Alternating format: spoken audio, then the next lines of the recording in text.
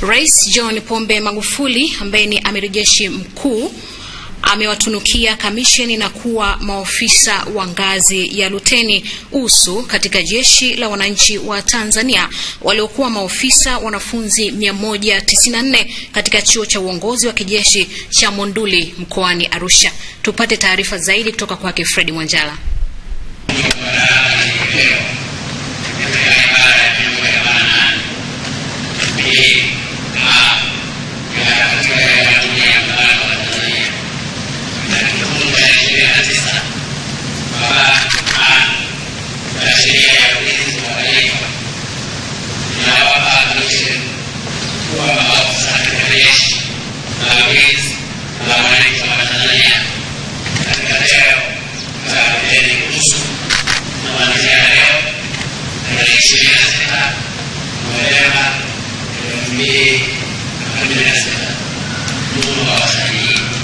Saa 3:45 asubuhi, buluji ama bigula kwa lugha ya kijeshi ilipigwa na kuashiria kuingia uwanjani gwaride la maafisa hao wakiwemo 26 wanawake, na gwaride hilo kuingia saa 3:50 likiongozwa na mkuu wake Meja Jackson Kalambo tayari kwa hafla hiyo.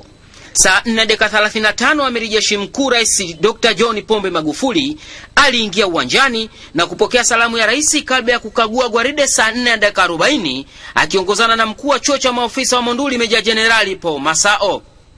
Kabla ya saa 4:45 kutunuku kamisheni hizo kwa wanafunzi hao waliofaulu katika viwango vinavyokubalika, amiri jeshi mkuu aliwakabidhi zawadi maofisa wanafunzi watatu walifanya vyema katika maeneo mbalimbali, wakiwemo mshindi wa jumla Abel Kaka Simon na Anastasia Peter kwa upande wa wanawake, na hatimaye saa 5 kamili maofisa hao walivaa mabegani mwao nyota moja waliotunukiwa.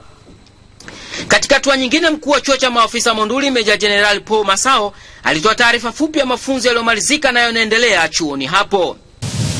Kutokana na mafunzo ya kijeshi na mafunzo ya wanafunzi, kuna changamoto nyingi zinazojitokeza ambazo zinasababisha baadhi ya wanafunzi washindwe kumaliza mafunzo au kufikia viwango ambavyo vinahitajika.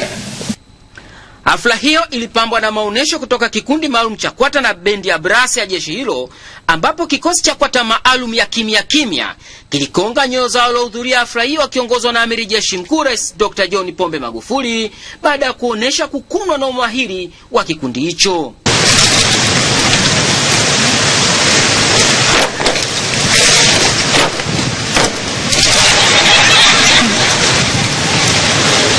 Hii ni mara ya kwanza kwa tukio kama hili la kukabidhi maafisa wapya vyeo vya luteni usu nje ya chuo cha mafunzo ya kijeshi huko mkoani Arusha, chuo cha Monduli.